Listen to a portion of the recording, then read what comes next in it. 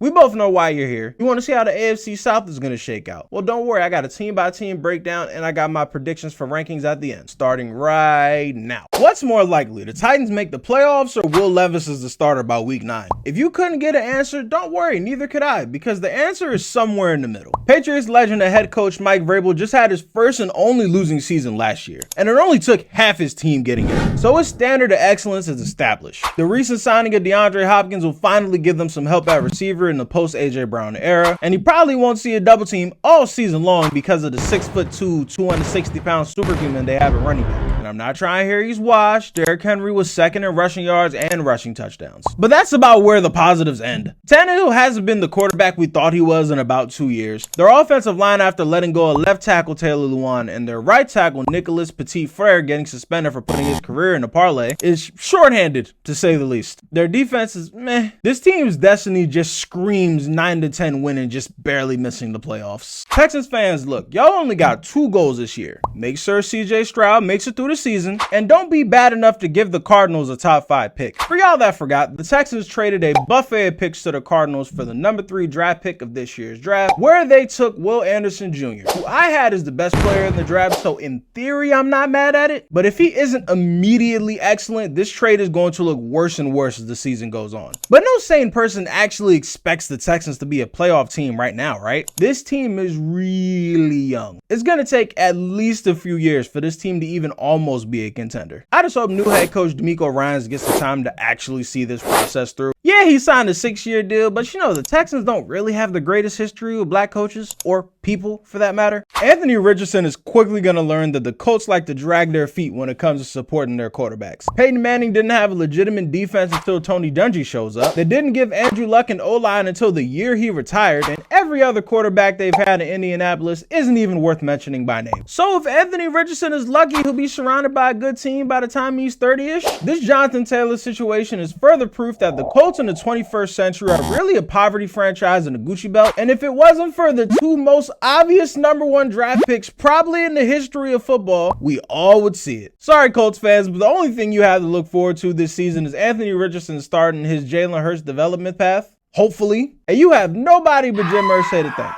This is Trevor Lawrence's division to lose until he says otherwise. Something was unlocked in that playoff comeback. I said it after the game and I'll say it again. 99% of second-year quarterbacks are getting benched at halftime after throwing 4 picks. For him to not only finish the game, but to come back from a 27-point deficit, the generational QB trajectory is already started. He's going to leapfrog some dudes this year. He's surrounded by his same weapons from last year with the addition of Calvin Ridley, hopefully leaving the parlays alone. But this team isn't perfect in the slightest. They have a below average O-line where the starting left tackle is out 4 games because of PEDs, and the right tackle is a rookie. With a schedule that features TJ Watt, Nick Bosa, and Myles Garrett, just to name a few. My other concern is that this defense is really young in a conference where all the best quarterbacks are. So I do fear that even if Trevor Lawrence himself is better, the O-line and defense might keep us from seeing the results of it. All right, now that all that's out the way, the rankings will go as follows. At dead last, I got the Indianapolis Colts. Number 3, I got the Houston Texans. Coming in as second is the Tennessee Titans, and winning this division is Trevor Lawrence and the Jacksonville Jaguars. I'll be here previewing every single team in every single division before the season opener, and then I'll be previewing that too, so tune in for that.